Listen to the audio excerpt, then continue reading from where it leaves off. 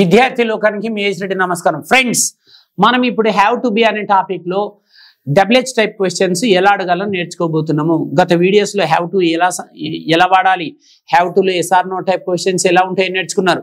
ఈ క్లాస్ లో కేవలం డబ్ల్యూహెచ్ టైప్ ప్రశ్నలు ఎలా అడగాలో నేర్చుకోబోతున్నారు. ఇక్కడ నాతో పాటు నరేంద్ర అండ్ శివ అనే ఇద్దరు విద్యార్థులు ఉన్నారు.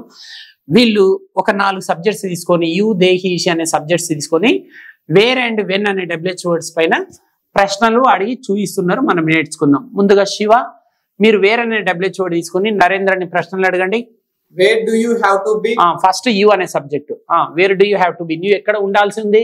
I have to be in Hyderabad. నేను హైదరాబాద్ లో ఉండాల్సి ఉంది. They, where do they have to be? వారు ఎక్కడ ఉండాల్సి ఉంది? They have to be in Chennai. వారు చెన్నైలో ఉండాల్సి ఉంది. He, where does he have to be?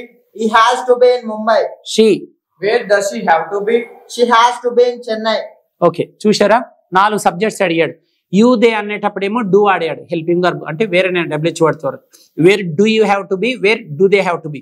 He she వచ్చినప్పుడు డూ ని డస్ చేశాడు. Where does he have to be, where does she have to be. Okay, so where పైన చూశారు. ఇప్పుడు ఈ అబ్బాయి వెన్ అనే డబ్ల్యూహెచ్ వర్డ్ పైన ప్రశ్నలు అడగబోతున్నాడు.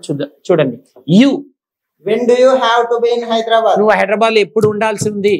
I have to be in Hyderabad after 2 days. నేను హైదరాబాద్ లో ఒక 2 days తర్వాత ఉండాల్సి ఉంది, లేదా next week, next month, next year ఇట్లా వాడచ్చు. They, when do they have to be in Mumbai?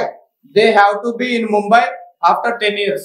వారు ముంబైలో ఎప్పుడు ఉండాల్సి ఉంది అంటే ఒక 10 years తర్వాత అంటుంది. He, when does he have to be in Hyderabad? He has to be in Hyderabad after 2 days.